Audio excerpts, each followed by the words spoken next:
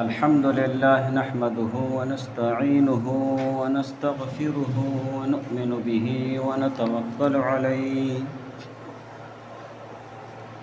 ونعوذ بالله من شرور أنفسنا ومن سيئات أعمالنا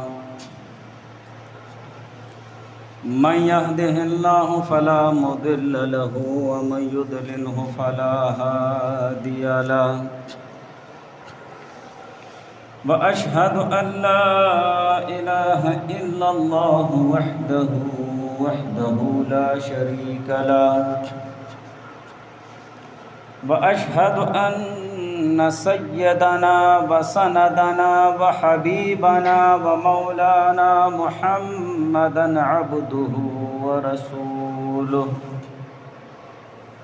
قال الله تبارك وتعالى في كلامه المجيد والفرقان الحميد أعوذ بالله من الشيطان الرجيم بسم الله الرحمن الرحيم إنا أعطيناك الكوثر فاصل لربك وانحر إن شانئك هو الأبتر صدق الله العلي العظيم قال رسول الله صلى الله عليه وآله وسلم ما عمل ابن آدم من عمل يوم النحر أحب إلى الله من إهراق الدم وإنه ليأتي يوم القيامة بقرونها وأشعارها وأزلافها وإن الدم ليقع من الله بمكان قبل أن يقع بالأرض فطيبوا بها نفسا أو كما قال عليه الصلاة والسلام قال الله تبارك وتعالى في شان حبيبه إن الله وملائكته يصلون على النبي يا أيها الذين آمنوا صلوا عليه وسلموا تسليما اللهم صل على محمد كما تحب وترضى له اللهم صل على محمد وأنزله المقعد المقرب عندك يوم القيامة جزا الله عنا محمدا صلى الله عليه وآله وسلم ما هو أهله رب اشرح لي صدري ويسر لي أمري واحلل عقدة من لساني يفقهوا قولي سامعین محترم، ذی الحج کا مبارک مہینہ برکت اور خیر کا مہینہ جاری ہے، اور ذی الحج کے ابتدائی 10 دنوں میں سے آج 7 ذی الحج ہے، اور انہی ابتدائی 10 دنوں میں سے ایک دن آتا ہے یوم العرفہ کا، اور یوم العرفہ کو حج کا بنیادی رکن وقوف عرفہ ادا کیا جاتا ہے، اور حدیث میں بھی ہے الحج العرفہ کہ ہر حاجی کو عرفات کے میدان میں پہنچنا ہے، وہاں اللہ تعالیٰ سے دعائیں مانگتے ہیں، اور یہ حج کا بنیادی رکن ہے۔ اور یوم العرفہ کے دن کی بہت بڑی فضیلت احادیث میں ذکر ہوئی ہے، گزشتہ جمعے کو اس پر ذکر ہو چکا ہے، اور اسی 10 ذی الحج یعنی ذی الحج کے ابتدائی 10 دنوں میں سے ایک دن ہے یوم النحر۔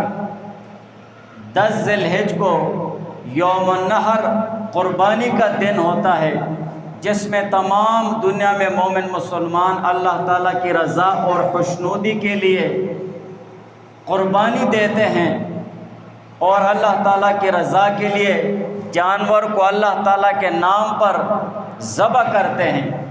تو یہ قربانی کا دن بہت زیادہ اہمیت اور بہت فضیلت والا دن ہے، اور اس دن میں جو عمل کیا جاتا ہے تو اس کو کہتے ہیں قربانی۔ اور قربانی لغت میں یعنی عربی زبان میں اس چیز کو کہتے ہیں جس کو کسی قرب کا ذریعہ بنایا جائے۔ قربانی عربی میں اس چیز کو کہتے ہیں جس کو کسی قرب کا ذریعہ بنایا جائے۔ لازمی بات ہے ہر مومن مسلمان جس چیز کی بھی قربانی دیتا ہے تو اسی نیت سے دیتا ہے کہ میں اس قربانی دینے والی چیز کے ذریعے اللہ تعالیٰ کا قرب حاصل کر دوں۔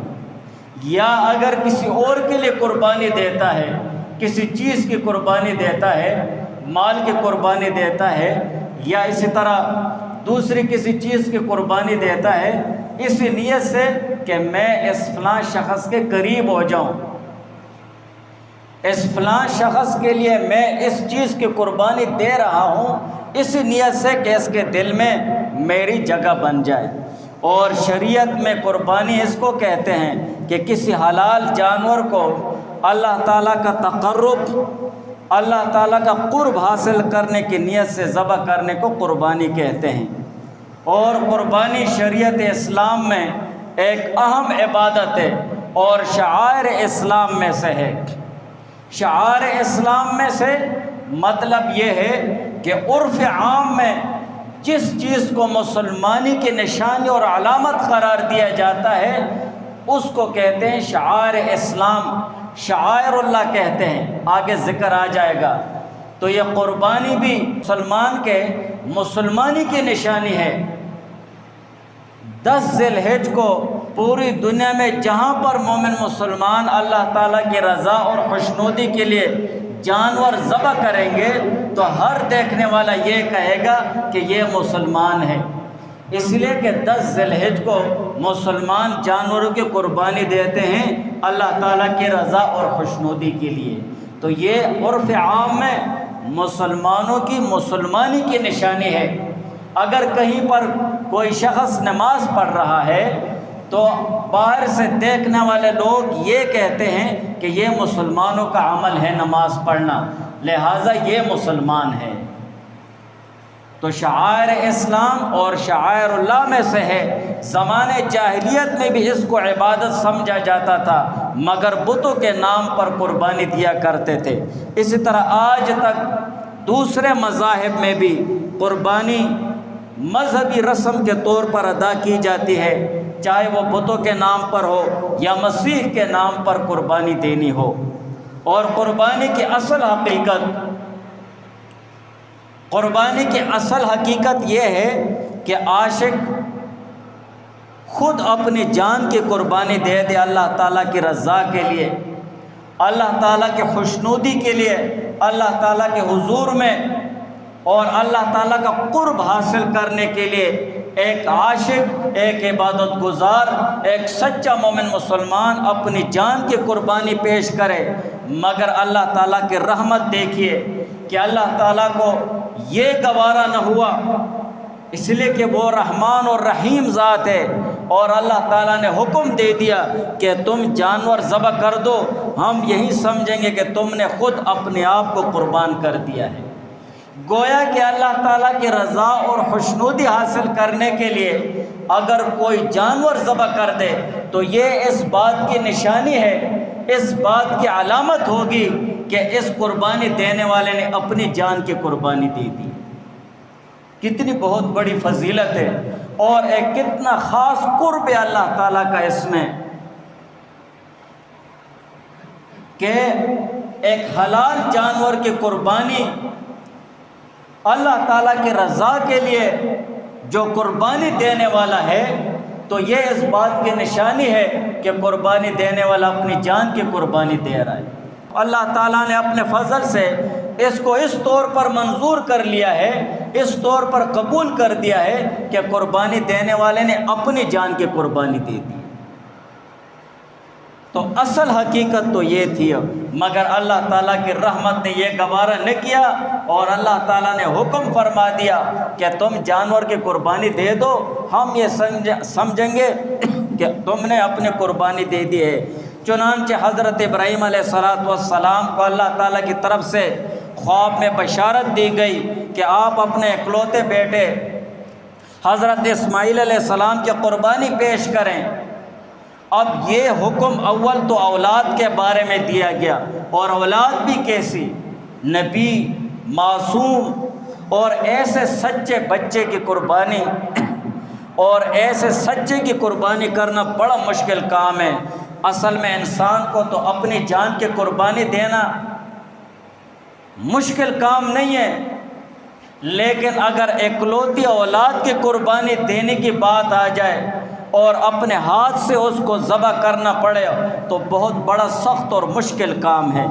مگر اللہ تعالیٰ کے حکم کے سامنے باپ اور بیٹے دونوں نے سر تسلیم خم کر کے اس حکم کو پورا کیا، اور اللہ تعالیٰ نے اسماعیل علیہ السلام کی جان کے بدلے میں دوسری قربانی مینڈے کی شکل میں بھیج دی تھی۔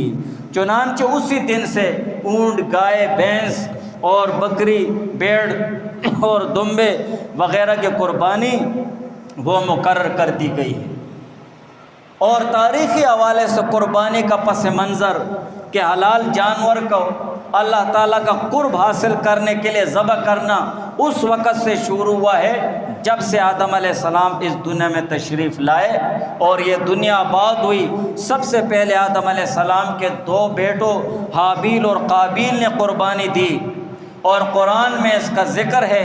اللہ تعالیٰ فرماتے ہیں وَاتْلُ عَلَيْهِمْ نَبَأَ ابنی آدم بالحق اذ قربا قربانا فتقبل من احدهما ولم يتقبل من الآخر وَاتْلُ عَلَيْهِمْ، آپ سنائیے ان یہودیوں کو، وَاتْلُ عَلَيْهِمْ، آپ ان کو سناؤ، نبأ، خبر، ابنی آدم، آدم علیہ السلام کے دونوں بیٹوں کا قصہ بالحق کے بالکل صحیح اور سچ کر کے، اذ قربا قربانا، جب دونوں نے قربانی دی، قربانی کے ساتھ فتقبل من احدہما، سو ان دونوں میں سے ایک کی قربانی قبول کر دی گئی، ولم یتقبل من الآخر، اور دوسرے کی قربانی قبول نہیں کی گئی۔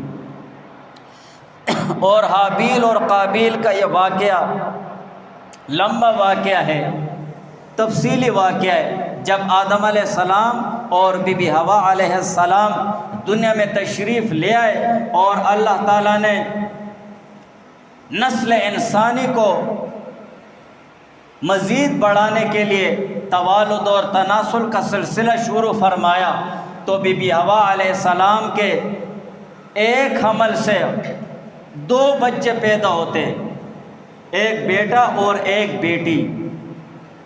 اب جب ایک بیٹا اور بیٹی ہو تو یہ دونوں بہن بھائی ہو گئے، ان کا آپس میں تو رشتہ نہیں ہو سکتا، لیکن اب یہ نسل انسانی نسل کو آگے بڑھانا تھا۔ اسی کے پیش نظر اللہ تعالیٰ نے اس وقت یہ حکم فرما دیا ہے کہ پہلے عمل سے جو بچے پیدا ہوں گے وہ بہن بھائی ہوں گے، اور دوسرے عمل سے جو بچے پیدا ہوں گے وہ بھی بہن بھائی ہوں گے، اور دونوں کے حمل کے درمیان میں نکاح ہو جائے گا۔ اسی طور پر حابیل کے ساتھ جو لڑکی پیدا ہوئی تو وہ بہت زیادہ خوبصورت نہیں تھی، اور قابیل کے ساتھ جو لڑکی پیدا ہوئی، جو بچی پیدا ہوئی تو وہ خوبصورت تھی۔ اب اصول کے مطابق قابیل کے ساتھ پیدا ہونے والی لڑکی کا نکاح حابیل کے ساتھ ہونا تھا، اور حابیل کے ساتھ پیدا ہونے والی لڑکی کا نکاح قابیل کے ساتھ ہونا تھا، لیکن قابیل نے اس بات کو برداشت نہیں کیا، بلکہ اس کے ساتھ جو لڑکی پیدا ہوئی وہ تو خوبصورت تھی، وہ تو اس کی بہن تھی، اس نے کہا کہ میرا نکاح اس کے ساتھ ہو جائے۔ آدم علیہ السلام نے اس کو سمجھایا اور اللہ تعالیٰ کا قانون بتلایا، لیکن اس نے نہیں مانی، اور آدم علیہ السلام نے فرمایا کہ تم دونوں قربانی دو، تم دونوں اللہ تعالیٰ کے حضور میں قربانی دے دو۔ لہذا اس وقت حابیل بیڑ بکریاں پالا کرتے تھے، اس نے ایک اچھے مینڈے کی قربانی دی اور اچھا دمبا تھا، اور قابیل وہ اسی طرح زراعت پیشہ تھا، زمیندارہ وغیرہ کیا کرتا تھا، کچھ قدر گندم لیے اور اس نے اس کی قربانی دی۔ اور حسب دستور اس وقت قربانی کے قبول ہونے کی نشانی یہ ہوتی کہ آسمانی آگ آ کر اس کو کھا جاتی، لہٰذا حابیل نے جو قربانی دی تو اس کی قربانی کو حسب دستور آسمانی آگ آ کر اس کو کھا لیا، اس کی قربانی قبول ہو گئی، اور قابیل پھر حابیل کے قتل کرنے کے در پر ہو گیا، اور لمبا واقعہ اس کو قتل بھی کر دیتا ہے، وہاں سے پھر قتل کا سلسلہ شروع ہو جاتا ہے۔ بہرحال اللہ تعالیٰ نے دونوں کی قربانی کا تذکرہ قرآن میں فرمایا، اور اس زمانے میں قربانی کے قبول ہونے کی نشانی اور علامت یہ تھی کہ آسمان سے ایک آگ آتی اور قربانی کو کھا جاتی، اور جس کو نہ کھاتی وہ قربانی کے نہ قبول ہونے کی نشانی ہوتی۔ اور اس کا ذکر بھی سورہ آل عمران میں اللہ تعالیٰ نے فرمایا بِقُرْبَانٍ تَأْكُلُهُ النَّارُ، اور ہوا یہ کہ حابیل کی قربانی وہ قبول ہو گئی اور قابیل کی قربانی قبول نہ ہوئی۔ اور قربانی کا یہ خاص طریقہ کہ آسمانی آگ آ کر اس کو جلا دے، یہ حضور پاک صلی اللہ علیہ وسلم کے زمانے تک تمام انبیاء علیہ السلام کے دور تک مشہور رہا ہے۔ حضور علیہ السلام تک تمام انبیاء علیہ السلام میں یہ سلسلہ چلا آ رہا تھا کہ قربانی کو حسب دستور آسمانی آگ آ کر کھا جاتی تو قربانی کے قبول ہونے کی نشانی ہوتی، اور اس زمانے میں جیسے قربانی کو آگ کھا جاتی، اسی طرح کفار سے جہاد کے ذریعے سے جو مال غنیمت ہاتھ آ جاتا اس کو بھی آسمانی آگ آ کر کھا جاتی، اور یہ جہاد کے قبول اور مقبول ہونے کی نشانی سمجھی جاتی تھی۔ لیکن امت محمدیہ صلی اللہ علیہ وسلم پر اللہ تعالیٰ کا یہ خصوصی انعام اور اکرام ہوا کہ قربانی کا گوشت اور مال غنیمت ان کے لیے حلال کر دیا گیا کہ قربانی کا گوشت خود کھاؤ، اور اسی طرح مال غنیمت کو فار سے حاصل ہو جائے اس کو آپس میں تقسیم کر دو، ضروری نہیں ہے کہ اب آسمان سے آگ آ کر اس کو کھا لے۔ تو قربانی تاریخی حوالے سے اس کا وجود وہ حضرت آدم علیہ السلام کے وقت سے شروع ہوا ہے، اور قربانی کا حکم ہر امت کو اللہ تعالیٰ نے دیا ہے۔ جتنی امتیں بھی گزری ہیں تمام امتوں کو اللہ تعالیٰ نے قربانی کا حکم دیا تھا، اور اس امت کو بھی قربانی کا حکم دیا گیا ہے۔ اللہ تعالیٰ فرماتے ہیں وَلِكُلِّ أُمَّةٍ جَعَلْنَا، وَلِكُلِّ أُمَّةٍ، اور ہر ایک امت کے لیے جعلنا مقرر فرمایا ہم نے منسکن قربانی کرنا، لِيَذْكُرُوا اسم اللہ علی ما رزقہم من بہیمۃ الانعام، تاکہ لیں اللہ تعالیٰ کا نام ان کو ذبح کرتے وقت علی ما رزقہم، اس پر جو اللہ تعالیٰ نے ان کو دیا، من بہیمۃ الانعام، چوپایوں میں سے جو جانور۔ تو اللہ تعالیٰ نے چوپایوں میں سے جو جانور ان کو دیے ہیں، ان لوگوں کو ان پر ذبح کرتے وقت اللہ تعالیٰ کا نام لیں۔ فَإِلَٰهُكُمْ إِلَٰهٌ وَاحِدٌ، فَإِلَٰهُكُمْ، سو تمہارا اللہ تعالیٰ، اور إِلَٰهٌ وَاحِدٌ، ایک ہی اللہ ہے، ایک ہی اللہ ہے۔ فَلَهُ أَسْلِمُوا، اور اسی کے حکم بردار رہو، اسی کے حکم میں رہو۔ وَبَشِّرِ الْمُخْبِتِينَ، اور عاجزی کرنے والوں کو خوشخبری سنا دو۔ الَّذِينَ إِذَا ذُكِرَ اللَّهُ وَجِلَتْ قُلُوبُهُمْ، اور عاجزی کرنے والے یہ وہ لوگ ہیں اذا ذکر اللہ، جب اللہ تعالیٰ کا ذکر کیا جاتا ہے، وجلت قلوبہم، تو ان کے دل ڈر جاتے ہیں کہ اللہ تعالیٰ احکم الحاکمین کا ذکر ہو رہا ہے، قال اللہ اور قال الرسول ذکر ہو رہا ہے، اللہ تعالیٰ کا کلام پڑھا جا رہا ہے، یا اسی طرح اللہ تعالیٰ کے احکامات ذکر ہو رہے ہیں۔ وجلت قلوبہم، تو ان کے دل ڈر جاتے ہیں۔ والصابرین علی ما اصابہم، اور برداشت کرنے والے ہیں، صبر کرنے والے ہیں، علی ما، اس پر اصابہم، جو ان پر آ جاتی ہے مصیبت، جو مصیبت اور پریشانی اگر ان کو پہنچتی ہے تو اس پر صبر کرتے ہیں۔ والمقیمی الصلاۃ، اور نماز کو قائم کرنے والے ہیں۔ ومما رزقناہم ينفقون، اور اس سے جو ہم نے ان کو دیا ہے خرچ کرتے ہیں۔ یہ مخبتین اور عاجزی کرنے والے ایسے لوگ ہیں۔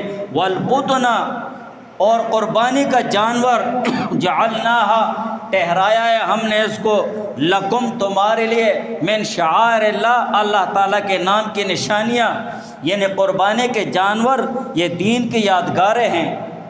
اونٹ، گائے، بھینس اور بکریوں جتنے بھی قربانی کے جانور ہیں ہم نے ان کو اللہ کے دین کی یادگاریں بنایا ہے۔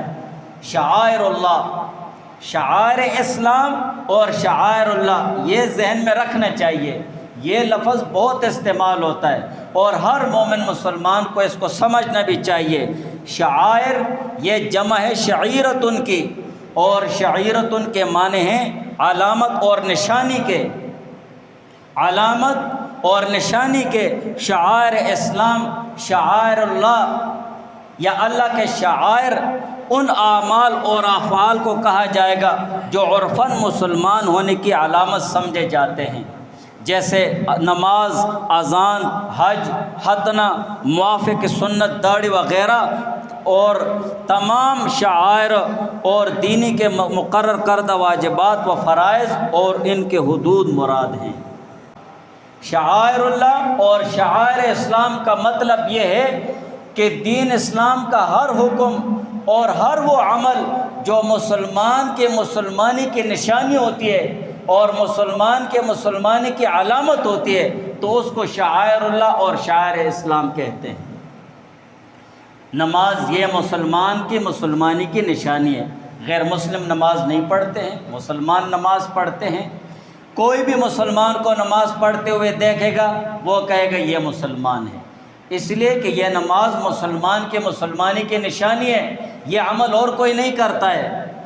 جہاں پر آپ اذان سنیں گے تو آپ سمجھ جائیں گے کہ یہ اذان ہو رہی ہے، یہ مسلمانوں کی اذان ہے اور یہ مسلمانوں کی مسجد ہے۔ مساجد اللہ، اللہ تعالیٰ کی مسجدیں، یہ اللہ تعالیٰ کے گھر، یہ شعائر اللہ میں سے شعائر اسلام۔ کوئی بھی ایسی مسجد دیکھے گا تو وہ کہے گا کہ یہ مسلمانوں کی عبادت کی جگہ ہے، تو مسلمانوں کی مسلمانی کی نشانی ہو گئی ہے۔ ختنہ ہو گیا ہے، جہاں پر آپ دیکھیں گے کہ ختنہ ہو رہا ہے بھائی یہ مسلمان کرتے، وہ الگ بات ہے کہ آج کل غیر مسلم بھی کر رہے ہیں، ان کو اس چیز کا کیا پتہ تھا؟ غیر مسلموں کو صفائی ستھرائی کا کیا پتہ ہے؟ یہ سارے جو لوگ غیر مسلموں کی تعریف کرتے کرتے نہیں تھکتے وہ اپنی مسلمانی سے اور دین اسلام سے کوسوں غافل ہوتے ہیں، پرلے درجے کے غافل ہوتے ہیں۔ قرآن تو پہلا حکم صفائی اور پاکی کا دیتا ہے، پہلا حکم۔ سب سے پہلے بچہ پیدا ہوتا ہے تو اس کے کان میں اذان دینے سے پہلے اس کو پاک کرو، اس کو پاک کرنا اور اس پر پانی بہانا نقصان دہ ہو کوئی بات نہیں ہے، تب بھی اس کے کان میں آپ اذان کر دیں۔ تو پہلا حکم کس چیز کا ہو گیا؟ صفائی ستھرائی کا ہو گیا۔ قرآن کو ہاتھ لگانے سے پہلے سب سے پہلے آپ اپنے آپ کو صاف کریں۔ دین اور دینداری کا کوئی بھی عمل کرو تو اپنے بدن اور اپنے کپڑوں کو صاف کرو۔ کتاب و طہارت، آپ جتنی فقہ کی کتابیں اٹھائیں گے پہلی چیز ذکر ہوتی ہے کتاب و طہارت، پاکی کا بیان۔ وہ نماز کا ذکر بہت دور آتا ہے۔ حدیث میں بھی آپ سب سے پہلے پڑھیں گے کتاب و طہارت، پاکی کے متعلق احادیث۔ یہ تو دین اسلام سکھا رہا ہے، وہ ہم سے سیکھ رہے ہیں، لیکن جو غیر مسلموں کی تعریفوں میں لگ جاتا ہے وہ بہت ناخبر ہوتا ہے، غافل ہوتا ہے دین اسلام سے۔ ہمارے اساتذہ میں فرماتے ہیں تعلیمی حوالے سے یورپ ممالک میں ان کا وہ وزٹ ہوتا ہے، باقاعدہ ان کے جو بورڈ ہیں تعلیمی وہ ان کو منگواتے ہیں۔ تو ہمارے ایک استاذ محترم نے ہمیں بتلایا کہ دیکھو یہ جو باڈی سپرے ہے یہ ان کی مجبوری ہے، ہم تو خوشبو کے لیے استعمال کرتے ہیں لیکن ان کی مجبوری ہے، انہوں نے جیب میں رکھا ہوتا ہے۔ آپ ان کی بند گاڑی میں 5 منٹ نہیں بیٹھ سکتے ہو، اتنی بدبو ہوتی ہے۔ وہ خنزیر کھاتے ہیں، حرام گوشت کھاتے ہیں، گندے جانور کھاتے ہیں، اس کی سڑاہن پسینے میں نکلتی ہے۔ وہ ہر طرح کے گناہ کا کام کرتے ہیں۔ انہوں نے اپنی خوبصورتی مصنوعی بنائی ہوئی ہے، ان کے ساتھ آپ رہن سہن بالکل نہیں کر سکتے ہیں۔ انہوں نے بتایا جس ہوٹل میں ہماری رہائش تھی وہاں پر باتھ روم میں صرف ٹوائلٹ پیپر تھا، پانی نام کی کوئی چیز ہی نہیں تھی۔ انہوں نے پھر فرمایا کہ ہم نے خود اپنے لیے ایک بوتل رکھی ہوئی تھی اور صفائی ستھرائی والی جو لڑکیاں تھیں ہم نے اسے کہا کہ یہ بوتل مت پھینکو، جب ہم چلے جائیں گے تو ہم خود اسے پھینک دیں گے۔ بہرحال ختنہ موافق سنت داڑھی رکھ، یہ مسلمانوں کی نشانی ہے، مسلمان کے مسلمانی کی نشانی ہے۔ جہاں پر آپ بڑی بڑی داڑھی والا دیکھیں گے تو وہ کہے گا بھئی یہ مسلمان ہے۔ یا اسی طرح دوسرے شعائر اسلام ہو گئے، اس کو کہتے ہیں شعائر اسلام اور شعائر اللہ، اور حکم ان کا یہ ہے جو مومن مسلمان شعائر اللہ اور شعائر اسلام کی عزت اور احترام کرے گا وہ اللہ تعالیٰ کا خاص ہوگا، اور جو ان کی بیعت بھی کرے گا اور گستاخی کرے گا کفر تک حد تک جانے کی وہ نوبت آ جاتی ہے۔ اسی وجہ سے یہ فرائض ہو گئے، واجبات ہو گئے، یہ تمام چیزیں شعائر اسلام اور شعائر اللہ میں داخل ہیں، مسلمان کے مسلمانی کی نشانی ہیں۔ بہرحال لکم فیہا خیر فاذکروا اسم اللہ علیہا، لکم فیہا خیر، اور ان جانوروں میں تمہارے لیے اور بھی بہت زیادہ خیر ہے، فاذکروا سو لو اسم اللہ تعالیٰ کا نام علیہا، ان جانوروں پر، ثوافا ان کو قطار میں کھڑے کر کے ان کو ذبح کرتے ہوئے اللہ تعالیٰ کا نام ان پر لو، اور اونٹ کو ذبح کرنے کا اور نہر کرنے کا طریقہ یہ ہے کہ اس کو کھڑا کر کے رکھو، یہ مسنون طریقہ ہے، اور باقی جانوروں کو لٹا کر ان کو ذبح کرو۔ فَإِذَا وَجَبَتْ جُنُوبُهَا، اور جب ان کی کروٹ گر جائے، فَكُلُوا مِنْهَا، تو سو کھاؤ ان قربانی کے جانوروں سے، وَأَطْعِمُوا الْقَانِعَ، اور کھلاؤ بے سوالی کو، وَالْمُعْتَرَ، اور سوالی کو۔ بعض ہوتے ہیں نا مانگنے والے ہوتے ہیں، ان کی حالت خستہ ہوتی ہے، بھئی یہ تو یار ضرورت مند ہے، یہ سوالی ہوتا ہے دے دو۔ بلقانے و بعض ایسے ہوتے ہیں قناعت والے ہوتے ہیں، ان کی ایسی حالت اور کیفیت ہوتی ہے کہ دیکھنے والے کو شبہ بھی نہیں ہوتا ہے کہ یہ ضرورت مند ہے۔ تو ایسے ضرورت مندوں کو بھی معاشرے میں تلاش کرو، ان کی خبر گیری کرو اور ان کے ساتھ تعاون کرو۔ وَأَطْعِمُوا الْقَانِعَ، اور جو بے سوالی ہے اس کو بھی کھلاؤ، وَالْمُعْتَرَ، اور سوالی کو بھی، كَذَلِكَ سَخَّرْنَاهَا لَكُمْ، اسی طرح ہم نے زیر حکم کر دیا ان جانوروں کو تمہارے، لعلکم تشکرون، تاکہ تم اللہ تعالیٰ کا شکر ادا کرو۔ اور لازمی بات ہے، اونٹ کتنا بڑا جانور ہے، یہ اللہ تعالیٰ کے حکم سے انسان کے زیر حکم ہے۔ 505,000 اونٹوں کی لڑی ہوتی ہے، اور ایک چھوٹے سے بچے نے ان کی مہار پکڑی ہوتی ہے اور آگے جا رہا ہوتا ہے، یہ اللہ تعالیٰ کا حکم ہے۔ آپ دوسرے جانوروں کو لے لو، گھوڑے کو لے لو، ہاتھی کو لے لو، شیر کو لے لو، یہ سارے اللہ تعالیٰ کے حکم سے انسان کے زیر حکم ہیں، اور اللہ تعالیٰ نے ان کے مسخر کر دیا ہے۔ تو قربانی کا حکم ہر امت کو اللہ تعالیٰ نے دیا ہے، اور قربانی کا حکم ہر امت کو صرف نہیں، حضور علیہ السلام کو بھی اللہ تعالیٰ نے قربانی کا حکم فرمایا، اور حضور علیہ السلام کے واسطے سے پوری امت کو قربانی کا حکم۔ فَصَلِّ، سورہ کوثر میں اللہ تعالیٰ فرماتے ہیں فَصَلِّ، سو آپ نماز پڑھیے، لِرَبِّكَ، اپنے رب کے لیے، وَانْحَرْ، اور قربانی کیجئے محض اللہ تعالیٰ کی رضا کے لیے۔ تو یہ قربانی صرف اللہ تعالیٰ کی خوشنودی کے لیے ہونی چاہیے۔ اور دوسری جگہ اللہ تعالیٰ کا ارشاد ہے، قُلْ إِنَّ صَلَاتِي وَنُسُكِي وَمَحْيَايَ وَمَمَاتِي، قل فرما دیجئے آپ، ان صلاتی، بے شک میری نماز، ونسکی، اور میری قربانی، ومحیایا، اور میرا جینا، ومماتی، اور میرا مرنا، للہ رب العالمین، یہ رب العالمین کے لیے ہے۔ تو قربانی کا حکم تاریخی حوالے سے آدم علیہ السلام سے آ رہا ہے، اور قربانی کا حکم ہر امت کو اللہ تعالیٰ نے دیا ہے، اور اس امت کو بھی قربانی کرنے کا حکم اللہ تعالیٰ نے دیا ہے، اور حضور علیہ السلام کو بھی اللہ تعالیٰ نے قربانی کرنے کا حکم دیا ہے، لیکن یہ قربانی صرف اخلاص کے ساتھ ہوگی، اس لیے کہ ہر عمل کے قبول ہونے کے لیے 3 باتوں کی اشد ضرورت ہوتی ہے۔ جس عمل میں 3 باتوں کا وجود نہیں ہوگا وہ عمل کبھی بھی قبول نہیں ہوگا۔ 3 باتیں، ایک بات اس میں ہے کہ صحیح عقیدے کے ساتھ وہ عمل ہونا چاہیے، جو عمل بھی آپ کرتے ہیں خالص عقیدے کے ساتھ کرو، توحید اور رسالت کا عقیدہ دل و دماغ میں رکھ کر وہ عمل کرو۔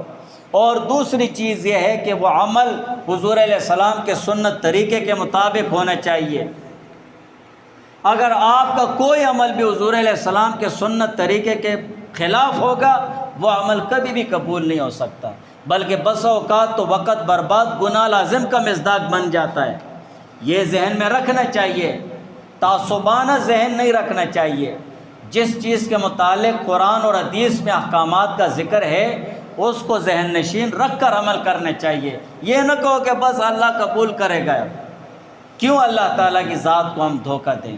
اتنی جرت نہیں کرنی چاہیے، بلکہ اپنی کوتاہی سمجھو کہ ہاں میں کوتاہ انسان ہوں، میں اس عمل کے متعلق کچھ احکام سیکھ لیتا ہوں، اس کے بعد بھی کچھ کمی کوتاہی ہو جائے تو پھر اللہ تعالیٰ سے دعا مانگو اور کمی کوتاہی کو پورا کرنے کے لیے اور اس نقصان کی بھرپائی کے لیے بھی شریعت نے عمل بتایا ہوتا ہے۔ نماز کو دیکھو، نماز کے احکامات ہیں، آپ سے اس میں کمی بیشی ہو جائے تو سجدہ سہوا کا حکم ہے کہ کمی بیشی اس کی پوری ہو جائے گی۔ تو دوسری چیز ہے عمل کی قبول ہونے کے لیے کہ وہ عمل حضور علیہ السلام کے سنت اور حضور علیہ السلام کے بتلائے ہوئے طریقے کے مطابق ہونا چاہیے، اور تیسری چیز ہے وہ عمل اخلاص کے ساتھ ہونا چاہیے، ریاکاری کے ساتھ نہیں ہونا چاہیے، دکھلاوے کے لیے نہیں ہونا چاہیے، لالچ اور حرص کی بنیاد پر نہیں ہونا چاہیے، یا اور کوئی مقاصد اور مفاد کی بنیاد پر وہ عمل نہیں ہونا چاہیے، بلکہ صرف اللہ تعالیٰ کی رضا اور خوشنودی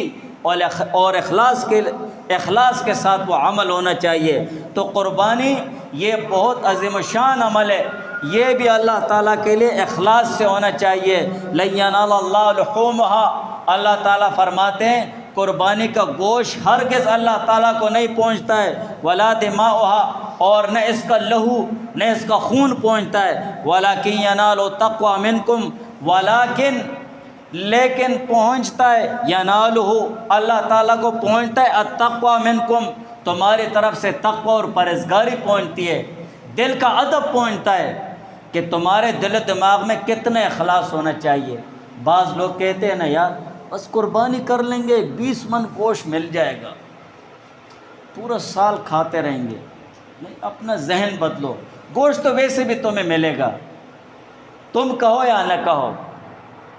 بس ایسے لوگوں کے ساتھ شریک ہوتا ہوں جو بس زیادہ تقسیم مقسیم والے نہ ہوں، اور بس جلدی جلدی گھر لے جاؤ گوشت کو ذہن سے نکال دو۔ سارا سال نہیں، ساری زندگی انسان گوشت کھاتا ہے اور ہر جانور کا گوشت کھاتا ہے۔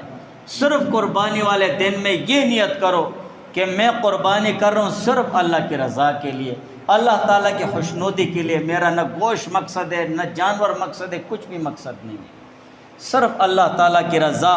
اور قربانی تو اللہ تعالیٰ کی دی ہوئی ہدایت کا شکرانہ ہے۔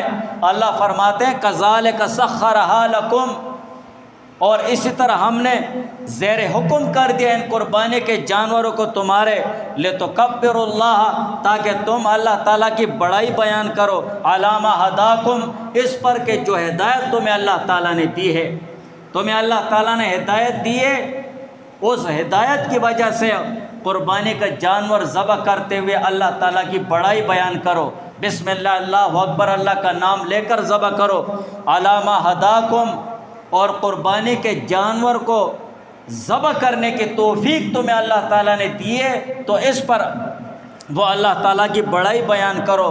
یا اللہ تعالیٰ کے لیے قربانی کرنے کی توفیق تمہیں اللہ تعالیٰ نے دی ہے، لتکبروا اللہ، تو اللہ تعالیٰ کی بڑائی بیان کرو۔ الحمدللہ رب العالمین، یہ اللہ کا فضل ہے کہ اس نے ہمیں قربانی کرنے کی توفیق دی ہے، ورنہ ہم کیا چیزیں اور ہمارے اوقات کیا ہے۔ تو یہ اللہ کا فضل ہے کہ قربانی کی توفیق دیے۔ وبشر المحسنین، اور احسان کرنے والوں کو خوشخبری سنا دو۔ معلوم ہوا کہ قربانی کا مقصد صرف گوشت وہ نہیں ہے، بلکہ اللہ تعالیٰ کے احسان، ہدایت کی شکر گزاری اور اس کی بڑائی کے ساتھ اپنی بندگی اور عاجزی کا اظہار ہے۔ اور احادیث میں حضور علیہ السلام نے فرمایا، زید بن ارقم رضی اللہ تعالیٰ عنہ سے روایت ہے، قال اصحاب رسول اللہ صلی اللہ علیہ وسلم، کہ حضور علیہ السلام کے صحابہ نے فرمایا، یا رسول اللہ ما ھذ الاضاحی، کہ یہ قربانیاں کیا چیز ہے؟ قال سنت ابیکم ابراہیم علیہ السلام، یہ تمہارے باپ ابراہیم علیہ السلام کی سنت ہے۔ قالوا فما لنا فیہا یا رسول اللہ، صحابہ نے عرض کیا یا رسول اللہ ہمارے لیے ان قربانیوں میں کیا ہے؟ قال بکل شعرۃ حسنۃ، حضور علیہ السلام نے فرمایا ہر بال کے بدلے میں ایک نیکی ہے۔ قالوا، پھر صحابہ نے عرض کیا فصوف یا رسول اللہ، جب ہر بال کے بدلے میں نیکی ہے تو اون کا کیا حکم ہے؟ بیڑ اور دمبے پر تو اون ہوتی ہے، وہ تو بہت سارے بال ہوتے ہیں۔ قال بکل شعرۃ من الصوف حسنۃ، ہر بال کے بدلے میں ایک نیکی ہے، چاہے وہ اون ہو یا اون کے علاوہ کسی جانور کے ہوں۔ اور اسی طرح عائشہ رضی اللہ تعالیٰ عنہا سے روایت ہے، حضور علیہ السلام نے فرمایا ما عمل ابن آدم من عمل یوم النحر، کہ ابن آدم کا کوئی عمل بھی اللہ تعالیٰ کو عید کے دن، قربانی کے دن، کوئی عمل بھی اللہ تعالیٰ کو اتنا پسند نہیں ہے من احراق دم، خون بہانے سے۔ قربانی کا خون بہانے والا عمل یہ اللہ تعالیٰ کو بہت پسند ہے۔ وَإِنَّهُ لَيَأْتِي يَوْمَ الْقِيَامَةِ بِقُرُونِهَا وَأَشْعَارِهَا وَأَزْلَافِهَا، بے شک یہ قربانی قیامت کے دن آئے گی اپنے سینگوں کے ساتھ، اپنے بالوں کے ساتھ اور اپنے کھروں کے ساتھ۔ وَإِنَّ الدَّمَ لَا يَقَعُ مِنَ اللَّهِ بِمَكَانٍ قَبْلَ أَن يَقَعَ بِالْأَرْضِ، اور قربانی کا خون زمین پر گرنے سے پہلے یہ اللہ تعالیٰ کے ہاں قبول ہو جاتی ہے۔ فَطِيبُوا بِهَا نَفْسًا، سو اسی قربانی کے ساتھ اپنے جی کو خوش کرتے رہو۔ الحمدللہ قربانی ذبح ہو رہی ہے، اس کا خون زمین پر گر رہا ہے، خوش ہو جاؤ کہ میں نے اللہ تعالیٰ کی رضا اور خوشنودی کے لیے اپنی جان قربان کر دی۔ یہ نہ کہو کہ یہ ظلم ہے، زیادتی ہے، جانور ختم ہو جائیں گے، یہ ہو جائے۔ جس چیز کا اللہ اور اس کا رسول حکم دیتا ہے اس کے اوپر باتیں کرنا یہ جہالت کی انتہا ہوتی ہے، یہ بے وقوفی ہوتی ہے۔ آمنا وسلمنا وصدقنا، اللہ اور اس کے رسول نے جو حکم دے دیا ہے بس ہم نے مان لیا ہے، تسلیم کر لیا ہے، بس اس کو کر گزر گئے۔ اس کے اوپر باتیں کرنا اور ان لوگوں کو سمجھانا، یہ وہ فلسفہ، یہ سارا، بہرحال اس کے اوپر باتیں نہیں کرنی چاہیے۔ جب قربانی کا حکم اللہ نے دے دیا ہے، یہ شکر ہے کہ اللہ نے یہ نہیں فرمایا اپنے آپ کی قربانی دو، یہ تو اللہ نے اپنا فضل فرمایا اور احسان فرمایا، اور اس کی غفوریت ہے کہ اللہ تعالیٰ نے یہ نہیں فرمایا کہ اپنی قربانی دو۔ چلو تم جانور ذبح کر دو، ہم یہ سمجھیں گے تم نے اپنی قربانی دے دی ہے۔ تو قربانی کے جانور بالوں، سینگوں اور کھروں کے ساتھ لانے کا مقصد یہ ہے کہ اجر ثواب میں اضافہ ہوگا۔ جیسے دوسری حدیث میں ہے، حضور علیہ السلام نے فرمایا کہ قربانی کیا کرو اور خوش دلی سے کیا کرو، بالکل خوش دلی سے، نہ ڈر ڈر کر، نہ سہم سہم کر اور نہ گھبرا گھبرا کر، بلکہ خوشی کے ساتھ، کیونکہ جب مسلمان اپنی قربانی کا رخ قبلے کی طرف کرتا ہے تو اس کا خون، گوبر اور اون قیامت کے دن میزان اعمال میں نیکیوں کی صورت میں حاضر کیے جائیں گے، میزان میں نیکیوں کی صورت میں حاضر کیے جائیں گے۔ اس حدیث سے معلوم ہوا کہ قربانی کی عبادت کو بوجھ سمجھ کر بے دلی سے ادا نہیں کرنا چاہیے، بلکہ خوش دلی کے ساتھ اس قربانی کے عمل کو کرنا چاہیے تاکہ اس کو اللہ تعالیٰ قبول فرمائے۔ ایک عمل آتا ہے 9 ذی الحجہ سے، تکبیرات تشریق کا۔ تکبیرات تشریق، اس کے الفاظ یہ ہیں: اللہ اکبر اللہ اکبر، لا الہ الا اللہ واللہ اکبر، اللہ اکبر وللہ الحمد۔ دوسرے الفاظ بھی احادیث میں آئے ہیں، یہ مشہور الفاظ ہیں تکبیرات تشریق کے۔ اور تکبیرات تشریق کے دن کون سے ہیں؟ 9 ذی الحجہ کی صبح سے لے کر 13 ذی الحجہ کے عصر تک یہ تکبیرات تشریق پڑھی جائیں گی۔ 9 ذی الحجہ اتوار کا دن آ رہا ہے نا، اتوار کی صبح سے لے کر 13 ذی الحجہ کے عصر تک یہ 23 نمازیں بنتی ہیں، ان کو پڑھا جائے گا۔ اور تکبیرات تشریق کس پر واجب ہے؟ دیکھو، واجب جہاں پر آ جاتا ہے تو یہ سمجھ لینا چاہیے واجب کا درجہ فرضوں کے بعد ہے۔ جہاں پر واجب رہ گیا ہے گناہگار ہو گیا، توبہ اور استغفار کی ضرورت پڑے گی۔ تو کس پر واجب ہے؟ ہر بالغ مرد اور عورت پر، چاہے وہ مقیم ہو یا مسافر ہو، چاہے وہ دیہاتی ہو یا شہری ہو، ان پر ان تکبیرات تشریق کو پڑھنا واجب اور ضروری ہے۔ ہر بالغ مرد، عورت، چاہے مقیم ہو یا مسافر ہو، شہری ہو یا دیہاتی ہو۔ اور تکبیرات تشریق کس نماز کے بعد پڑھنا واجب ہے؟ صرف فرض نماز کے بعد پڑھنا واجب ہے، صرف فرض۔ سنت اور وتر نماز کے بعد ان کا پڑھنا درست نہیں ہے۔ البتہ جمعے کی نماز کے بعد بھی پڑھ سکتے ہو اگر جمعہ آ جائے اس میں، اور عید کی نماز بھی پڑھ لینی چاہیے تکبیرات تشریق۔ اور تکبیرات تشریق کتنی بار کہنی چاہیے؟ ایک بار تکبیرات تشریق کہنا واجب ہے، ایک سے زیادہ بار پڑھنا ضروری نہیں ہے، نہ سنت ہے نہ مستحب ہے، ایک مرتبہ پڑھنا واجب ہے۔ مرد حضرات تھوڑی سی اونچی آواز کے ساتھ پڑھیں گے، ایسے نا مسجد میں بس قدر جیسے شہد کی مکھیوں کی بنبناہٹ ہوتی ہے، اس طریقے کے ساتھ ایک آواز کے ساتھ، درمیانی آواز کے ساتھ پڑھنا ہے۔ اور عورت آہستہ آواز کے ساتھ پڑھیں گی، اسی لیے عورت کا آواز سطر وغیرہ۔ اور تکبیرات تشریق کس وقت کہنی ہے؟ ہر فرض نماز کے بعد فوراً تکبیرات تشریق کہنا یہ واجب اور ضروری ہے۔ اگر کسی نے فرض نماز کے بعد فوراً تکبیرات تشریق نہیں کہی ہے اور وہاں پر بیٹھے ہو اپنی جگہ پر اور ایسا کوئی عمل نہیں کیا جس سے نماز ٹوٹ جاتی ہے، تو پھر بھی وہ تکبیرات تشریق پڑھ لے۔ اگر کوئی ایسا عمل کر لیا جس سے نماز ٹوٹ جاتی ہے، جیسے باتیں کر لی ہے یا وضو اپنا توڑ دیا ہے یا مسجد سے باہر نکل گیا ہے، تو اب تکبیرات تشریق کا حکم نہیں رہا۔ جب نہیں رہا تو اس کی قضا بھی نہیں ہے، لہٰذا اس کا مداوع یہ ہوگا کہ توبہ اور استغفار کرتا رہے۔ ہاں، اگر اس نے اپنا وضو نہیں توڑا بلکہ وہاں پر بیٹھے بیٹھے وضو ٹوٹ گیا، مثال کے طور پر خون وغیرہ زخم سے آ گیا، ناک سے آ گیا، دان سے آ گیا، وضو ٹوٹ گیا خود بخود، تو پھر اس نے اگر اس کے بعد اگر تکبیرات تشریق پڑھ لیے تب بھی جائز ہے، پڑھ لے۔ یا وہ شخص جا کر اس نے وضو کر کے واپس آ گیا پڑھ لیے تب بھی تکبیرات تشریق کا حکم پورا ہو گیا ہے۔ تو تکبیرات تشریق یہ 9 ذی الحجہ سے لے کر 13 ذی الحجہ کے عصر تک انشاءاللہ وہ ہر فرض نماز کے بعد پڑھی جائیں گی۔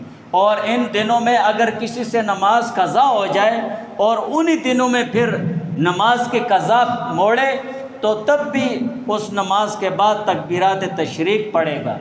اگر ان دنوں میں کوئی نماز قضا ہو جائے یا ان دنوں سے پہلے کوئی نماز قضا ہوئی ہے اور ان دنوں کے گزرنے کے بعد ان نمازوں کی قضا کرے تو اس کے بعد تکبیرات تشریق نہیں ہیں۔ اگر ایک آدمی امام کے پیچھے نماز پڑھ رہا ہے، 1 رکعت یا 2 رکعت اس سے نکل گئی ہیں اور امام کے سلام پھیرنے کے بعد اپنی بقیہ نماز پوری کرنے کے لیے کھڑا ہو گیا ہے تو سلام پھیرنے کے بعد تکبیرات تشریق پڑھے گا، اس پر واجب ہے، ٹھیک ہے۔ اگر ایک آدمی سے نماز ہو گئی ہے، اپنی نماز پڑھنے کے لیے آ گیا ہے اور نماز پڑھ رہا ہے تو تب بھی اس پر اپنی نماز کے بعد تکبیرات تشریق 1 مرتبہ درمیانہ آواز کے ساتھ بلند آواز سے پڑھنا واجب اور ضروری ہے۔ اور اگر بالفرض امام نے سلام پھیرا اور امام تکبیرات تشریق پڑھنا بھول گیا ہے اور مقتدی کو یاد ہے تو امام کا انتظار نہ کرے، تکبیرات تشریق پڑھنا شروع کر لے، بس وہ شروع کرے گا تو امام بھی تکبیرات تشریق پڑھ لے۔ دعا کرو اللہ تعالیٰ ہمیں عمل کرنے کی توفیق عطا فرمائے۔ قربانی کے متعلق کوئی بھی مسئلہ ہو تو آپ کسی وقت بھی انشاءاللہ پوچھ سکتے ہیں۔ سبحانک اللہم و بحمدک اشہد ان لا الہ الا انت استغفرک و اتوب الیک۔ اللہم صلی علی محمد کما تحب و